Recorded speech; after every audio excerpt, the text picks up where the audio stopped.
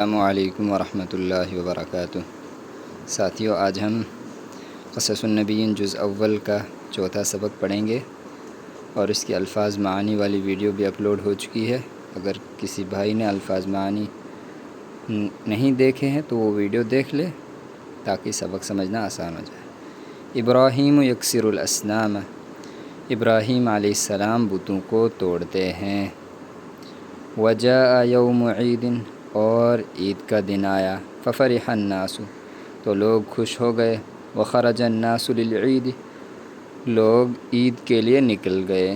وخرج الاطفال، اور بچے بھی نکلے۔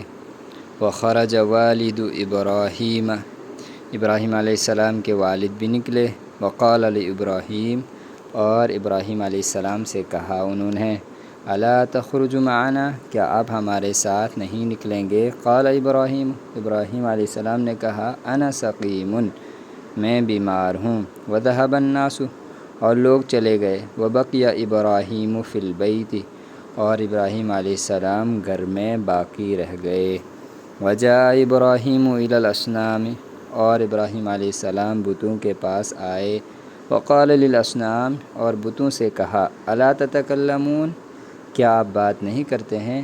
الا تسمعون، کیا آپ سنتے نہیں ہیں؟ ھذا طعام و شراب، یہ کھانا ہے اور پینا ہے، یہ کھانا اور پانی ہے، یہ کھانا اور پینا دونوں۔ الا تأکلون، کیا آپ کھاتے نہیں ہیں؟ الا تشربون، کیا آپ پیتے نہیں ہیں؟ وسکتت الاصنام، اور بت خاموش رہے۔ لأنها حجارۃ، کیونکہ وہ پتھر تھے۔ لا تنطق، تو پتھر کیا نہیں کرتا ہے؟ بولتا نہیں ہے۔ وسکتت الاصنام، بت خاموش رہے۔ لأنها حجارۃ لا تنطق، اس لیے کہ وہ پتھر تھے جو بولتا نہیں ہے، پتھر بولتا نہیں ہے۔ قال ابراہیم، ابراہیم نے کہا، ابراہیم علیہ السلام نے کہا، ما لکم لا تنطقون، تم کو کیا ہوا ہے، تم بولتے نہیں ہو؟ وسکتت الاصنام، بت خاموش رہے۔ وما نطقت، اور بولے نہیں۔ حینئذ، اس وقت۔ غضب ابراہیم، ابراہیم علیہ السلام غصہ ہوئے۔ واخذ الفأس، اور کلہاڑی لی۔ وضرب ابراہیم الاصنام بالفأس، اور ابراہیم علیہ السلام نے بتوں کو کلہاڑی سے مارا۔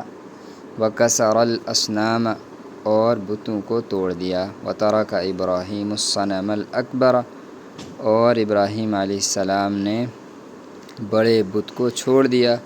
وعلق الفأس فی عنقہ، اور کلہاڑی کو اس کی گردن میں لٹکا دیا۔